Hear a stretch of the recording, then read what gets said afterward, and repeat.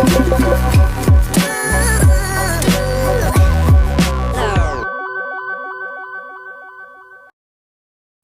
everyone, so last night we went to the Grand Opera House in Belfast to see Peter Pan, and I had booked it a year before, so we got really good seats, and beforehand we just got there a bit early and had some snacks and drinks before we had to go in.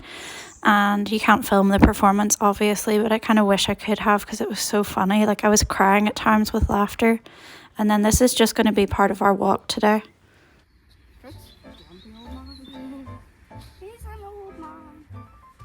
He doesn't look that old, but he really is.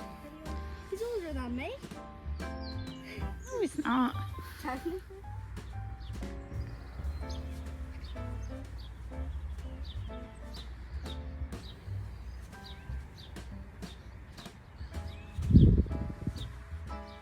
I'm going to attempt to do a little tiny bit of a video while I'm walking the dogs, although it's kind of full on because they're both pulling.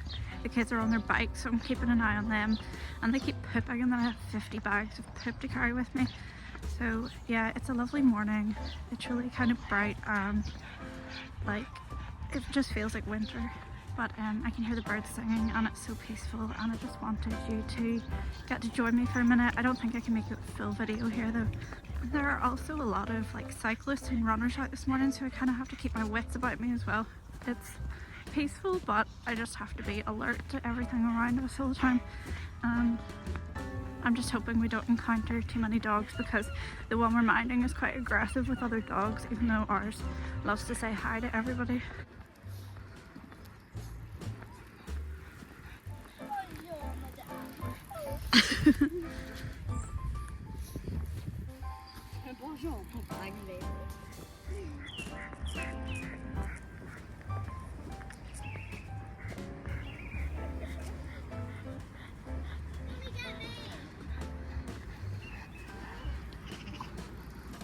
And chasing the bikes.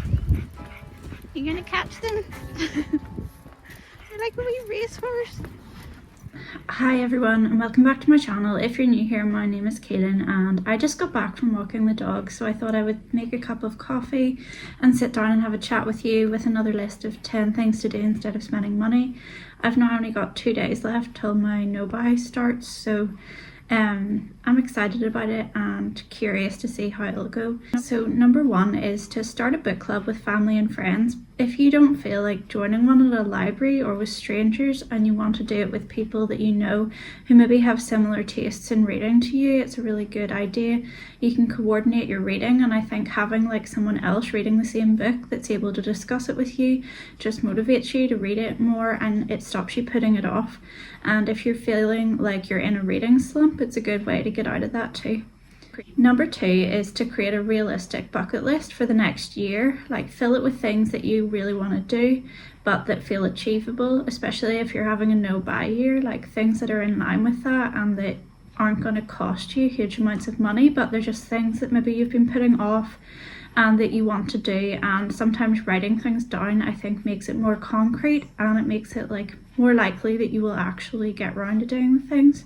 Number 3 is to plant seeds from fruit and veg that you've eaten, just to see, like, even out of interest, what happens, because I am not good with plants, as I've mentioned before, and I've basically given up on trying to be good with them because it just doesn't come naturally to me, and I seem to have this amazing ability to kill everything that lives near me. But I can keep children and pets alive, I just can't keep plants alive. So if you just plant seeds from things you've eaten, you're not having to go out and buy more seeds, and then you can see what comes from it. Like some of them might not really do well, but it could be really rewarding if something that you plant actually does grow. Number 4, I think, has come from my kids making me obsessively watch The Family Fudge with them. We now have this thing before reading time at night where they want to watch it every night with me, and to be honest, I'm really fed up with it now. But it sort of made me think of snack art and how, if you're into that kind of thing, you can make your snacks or your meals look more artistic and come up with creative ways to present them and little designs. And some people are really into this. I honestly couldn't be bothered, but that might just be my personality and I'm kind of a messier person. But I think a lot of people like to bring order to things, even food, and the lady who does those videos seems to really get a lot of joy out of like cutting out tiny stars from carrots and things like that. So you could experiment with that if you like and make yourself some interesting looking snacks. It would maybe help to make healthy things more appealing as well if you struggle to like eat enough of them and get them into your diet regularly. Number 5 is practicing your handwriting, and this is something I used to do all the time when I was a teenager, and I would just spend hours like sitting in my room writing poetry and stuff and practicing my handwriting. And I think when you're in school you always have a friend whose handwriting you love and it kind of inspires you to make yours like neater.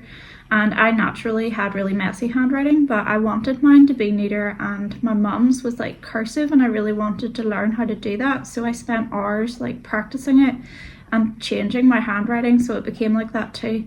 And it's just really peaceful sitting doing that, and you can take it further and get into calligraphy and things. But even just sitting copying out things, I think it can be really therapeutic.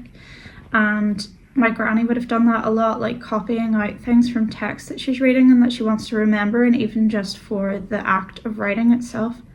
Number 6 is to make a table display, because it feels like a lot of people are already putting away their decorations from Christmas, and that makes me sad because I love Christmas trees and sparkly lights and just all of the decor, and I just think it's cheerful. But you can make another display for your table, just like a centerpiece, and just make it out of natural things or things you find around the house, and you can change it season to season to fit with what you want your house to look like. And it can just be like something that makes your table look more interesting, and it's a nice way to decorate without going like overboard or without having to devote like huge amounts of time to it. Number 7 is one that I hadn't thought that you could do, but I've found out recently in my library that you can, because I've noticed other people doing it a lot, and that is to donate your books to the library.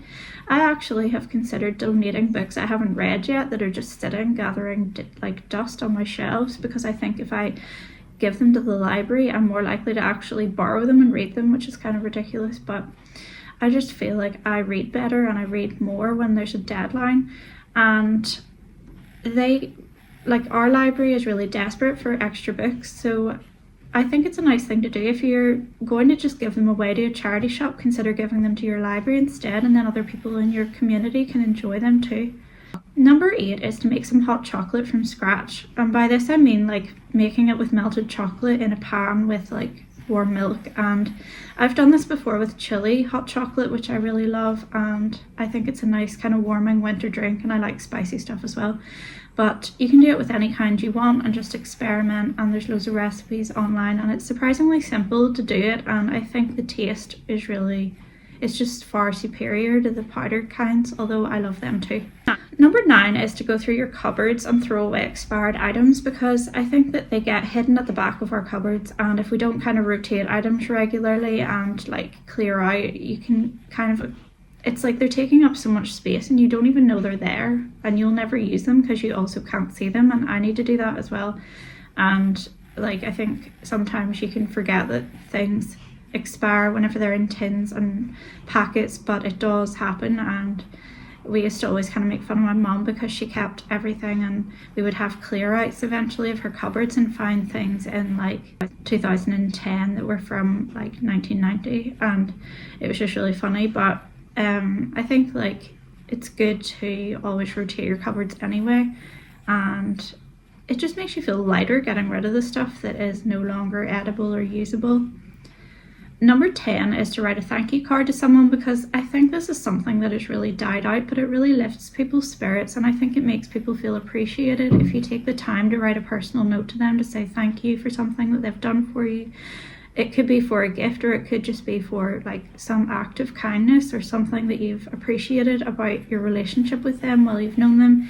And I think that just sort of taking time to think about what makes you feel grateful for the person, it strengthens your relationship. And I just think it's a nice old-fashioned practice to get like a handwritten note from somebody, and it would definitely like make my day if someone did that, so I think someone else would appreciate it too. I hope these ideas like are helpful and that they give you some inspiration for things to do that don't cost a lot of money. And yeah, thank you for watching. And the dogs are now wrestling and making squeaky noises, but it's fine. And I will make another video soon. Yeah, don't forget to subscribe for more content, and have a great day. Bye.